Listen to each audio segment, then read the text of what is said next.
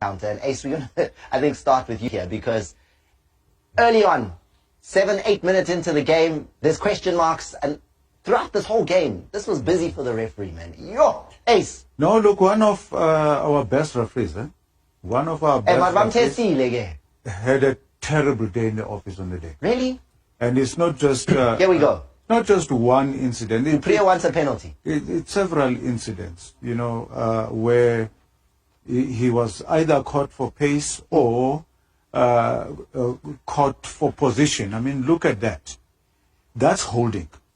That's a defender holding an opponent. And then the hand in the face. The hand in the face, and he finishes off, you know, by making sure that he doesn't allow him to gain possession of the ball. And remember, when he starts, the ball is not even within playing distance. Now, when you hold a player like that, the ball is not even within playing distance. Look at that. How is the striker expected to gain possession of the ball, to run forward and play the ball if he's being... Matthew's looking at you. Sani is going to get defended here by Matthew. No. No, you won't.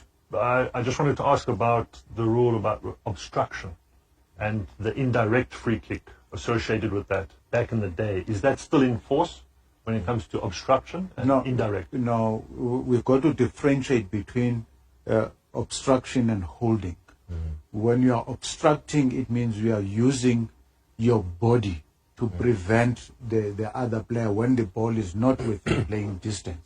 But when you are using your arm in that fashion, it's straight holding. It should be dealt with as holding. Because that's not holding in the traditional sense. I mean, he's got his arm across. So isn't that more of an obstruction? That's why the law says holding includes the act of using your arm to prevent an opponent from playing the ball or gaining possession of the ball. So it's covered in the law. Would you give a penalty? I'm 100% with Bryce. I would have given a penalty because you look at one of the attributes that Du Preez has is his pace, is his ability to get behind defenders.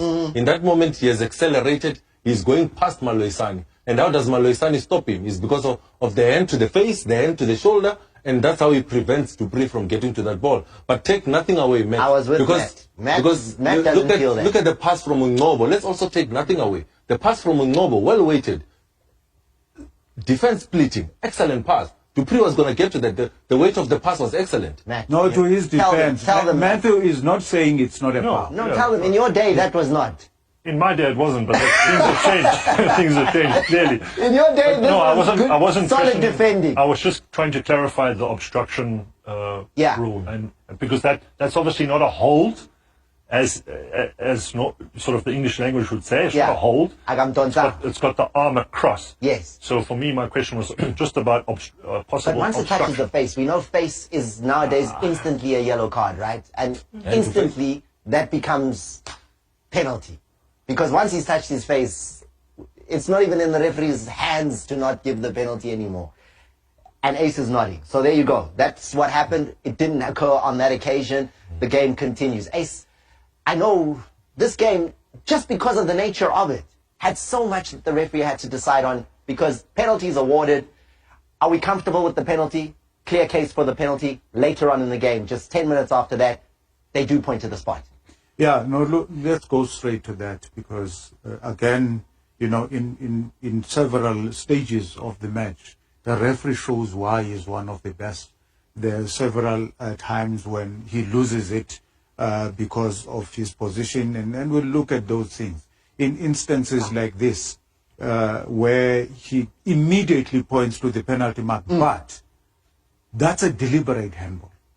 We've got to ask ourselves the question, why is it that he has seen the handball, he has awarded the penalty, but does not punish the fact that it's a deliberate handball with a caution?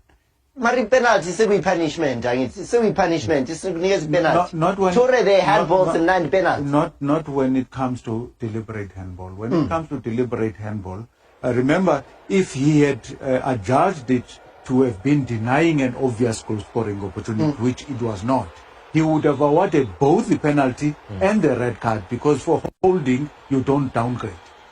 Here we go. There's the arm going up from Toure. Just in the build-up there, unfortunately from a set piece, you often get players caught out of position, and Godswill, who's a right back, ends up in the left back position. He tries to clear it with his weaker foot, and then you see Molosani giving him absolute hell for such a poor clearance. So, yeah. So there you go, and it's Miguel who steps up. Chiefs in the lead.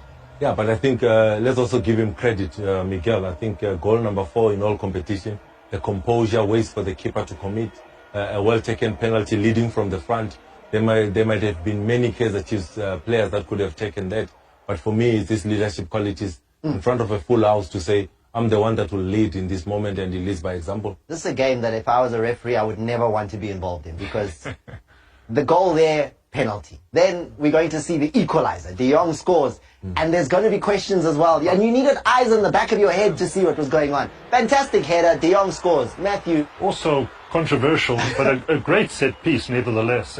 But really poor defending from Chiefs, allowing De Jong to get a free header. Nobody challenging him at that stage of the game. 1-0 up in a cup, But the eagle-eyed supporters would have noticed Toure shoving one of the Chiefs players there. So, having seen the replay Watch from the this push angle, there is definitely a push there. And let's talk about what Lawton says, that a goal is scored when the whole circumference of the ball passes over the goal line, in between the two uprights, under the crossbar, provided that a teammate of the player who scores the goal has not committed an offense before that goal is scored.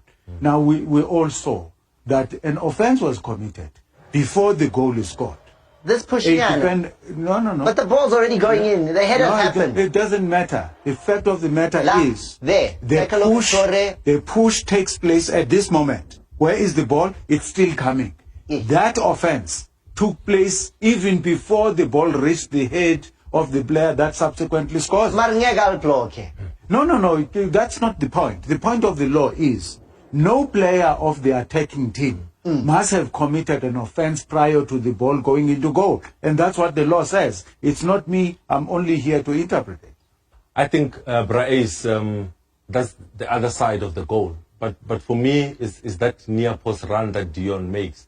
It's very difficult for Miguel to be able to track that run, because it just takes 2 or 3 steps to elevate himself to the highest point. Miguel is jumping behind him, but because he has taken those 2 steps, Dion, to gain that advantage, then miss the ball at the highest point, it's difficult for Miguel to be able to defend. Yes, the push happens before the ball gets to the head of Dion, but a well-taken header by Dion. So clarify, you're saying that should not have been a goal, Ace? No. That equalizer should not have been a goal? No, it should not have been a goal. You can't award a goal when an infringement has been committed by a teammate of the player who scores the goal. Any defense for Toure there? No, it was a foul.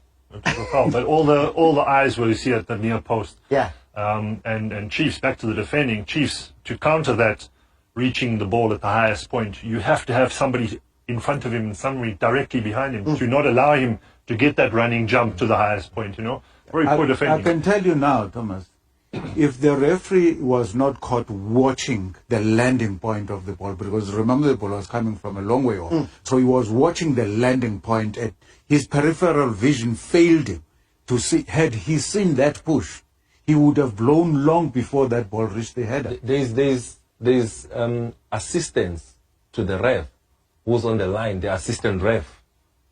How could he have missed? Also, I wouldn't blame him, because at that moment it's quite tricky to watch for the offside, because you've got to see on whose head the ball lands on, where are the strikers at that moment. So the assistant ref is focusing on the offside, the ref is focusing on the landing zone. None of them would have been able to pick up. But if any of the two had picked up the push, that goal would not have been given. Speaking of picking up on the push, Ace, it's like you knew. Because now let's go to the goal that's awarded in the 95th minute. Kaizer Chiefs take the lead here. There are so many interpretations, so many thoughts on what took place on Morty's finish here. Corner kick has taken, Ace. Now it just needs you to take us through it. A push on the goalkeeper takes place before he fists that ball. A push. Matlo. Yes, a push. A push is a foul. And you know, a goalkeeper, because he plays with his hands, as we go to that clip, because he plays with his hands, he receives additional protection, because otherwise he could be injured. Now, the assistant referee lifts his flag up first, before the referee has given any indication as to what his decision is. I want us to be methodical in looking at this. And then the referee points at the center mark. Goal. Gives the goal. Okay? That's before he has looked across at the assistant referee. As he tries now to search for his assistant referee, who would have ordinarily been running towards the center line, he finds him standing still at the corner. Now, you tell me how a goalkeeper is expected to play when, as he jumps up in the air, there is a striker that goes into him with an elbow. He pushes him. Yeah. And then I've heard people that it's a slight push. No. A foul is a foul. It impacts the ability of the goalkeeper to attack that ball. And the foul takes place before. They had a long conversation. We've shortened it. But the assistant, the referee, the fourth official, you walkie-talkie, lots. And eventually they say the goal stands. Well, remember that when the referee pointed to the center mark, he had not yet seen the flag of the assistant referee, right? So he gave the goal. Yeah. So the first decision that was given there is by the referee. And remember, when the assistant referee, anyway, as an assistant, lifts up his flag, he is making a recommendation to the referee. He is not the final decider of what the decision will be. He's making a recommendation to the referee. So the referee would have walked across, asked him. If the referee was not convinced by the explanation of the assistant referee, the referee would then go with his own decision, which is exactly what happened there. Are you showing me the push here? Is that what I'm seeing? That the goalkeeper is no longer really balanced? That ball will come out he of his would hands? have surely been thrown out of balance by the elbow that went into his torso. And then it goes off. How severe it was, I wouldn't know. I'm not a Sangoma. But all I know is that if you go into a goalkeeper's body using your elbow, that's a foul. It's as simple as that. And then there was questions about whether Modi was offside. Now that's the last thing that we need to discuss here on this one. You see, that's a matter of law, and I'm happy that you're picking on that, Thomas. Remember, with offside, you look at the last time that the ball was touched by a teammate of the player that is standing in an offside position. Now, the last time a player wearing a gold jersey touched that ball, side angle, it was the player who was kicking the corner kick. The ball was touched by two other players before it got to the striker. Onto and both of them are players of the defending team. So the last time the ball was touched by a teammate was at the moment the corner kick was taken. Is there an offside from a corner kick? No. You can't be offside from a corner kick. Thank you. And I think Brais explains it very clearly for any youngster watching at home. You can't be offside from a corner kick.